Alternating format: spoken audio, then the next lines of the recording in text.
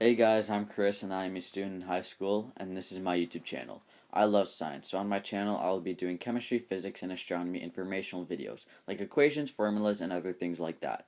This is my first video and it will be about Kepler's third law of planetary motions, and my next two videos will follow up on Kepler's second and first law of planetary motion. Let's get started. Johannes Kepler was an astronomer and a revolutionary one. In 1609, Kepler published his first two laws of planetary motion. Here's a quick description. His first law says that orbits are not circular but elliptical, and that the center of gravitational mass, usually stars, are at one of two foci. I will go into more detail later. And his second law says equal areas in equal times, which means that the time it takes for a planet to cover a certain area in its orbit will be the same amount of time to cover the same area of orbit anywhere else in its orbit. Now, on to the third law. 10 years after publishing his first two laws, now we're in 1619, he later published his third and final law of planetary motion, in which he tried to mathematically predict how long a planet will take to orbit around its star.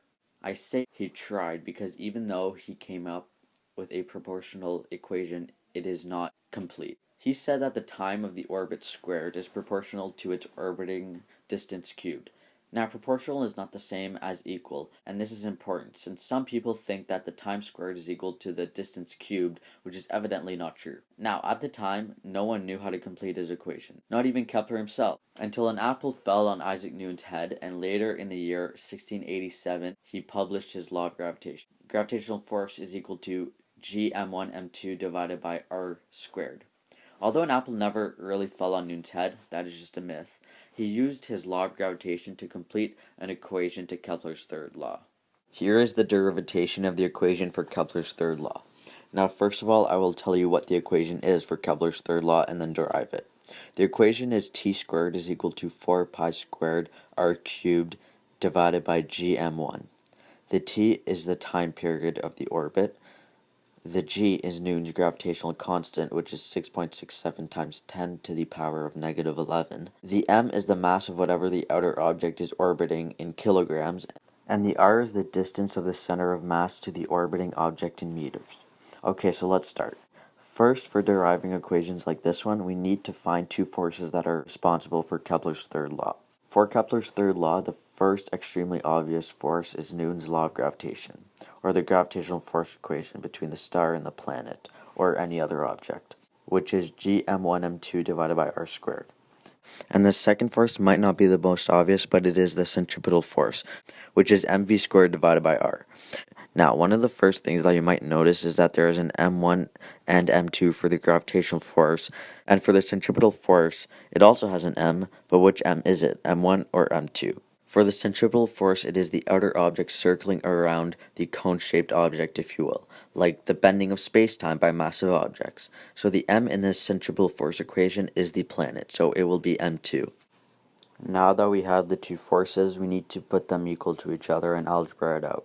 First, we can see that there are two m's on higher opposite sides, so they cancel out. Next, there are two r's that cancel out. Now we have gm1 divided by r is equal to v squared. And now you might think that it is over, but it's not. Now we break down the velocity variable. Velocity is distance divided by time, but this is the distance of an elliptical orbit. But we can still imagine that the orbit is circular. The distance of a circular orbit is the circumference, and the equation for circumference is 2 pi r. So now let's apply it back to the equal forces. We now have gm1 divided by r is equal to 2 pi r divided by t, and all of that squared, because the original velocity was squared. We can simplify it by writing gm1 divided by r is equal to 4 pi squared r squared divided by t squared. Because there is an r on both sides, but the r squared is on the top and the other r is on the bottom, when we bring it to the other side, we will get r cubed. So we now have gm1 divided by r cubed is equal to 4 pi squared divided by t squared. Now, because we cannot derive it anymore, we will cross multiply them and get t squared times gm1 is equal to 4 pi squared times r cubed. And then we can cross multiply the gm1 and we get the final Kepler's third law equation of t squared is equal to 4 pi squared r cubed divided by gm1. The reason why the equation is written like this and not like this is because Kepler said that the time of the orbit squared was proportional to the distance cubed. That is why another way of writing this equation is like this, because if you cancel out the middle part, you get time squared equals distance cubed. but if you want to fully finish deriving this equation, you can write it like this. Let's do an example with the Earth and the Sun. So first of all, let's do the mass of the Sun. The mass of the Sun is around 1.989 times 10 to the power 30 kilograms, and the average distance from the Sun to the Earth is around 150 billion meters.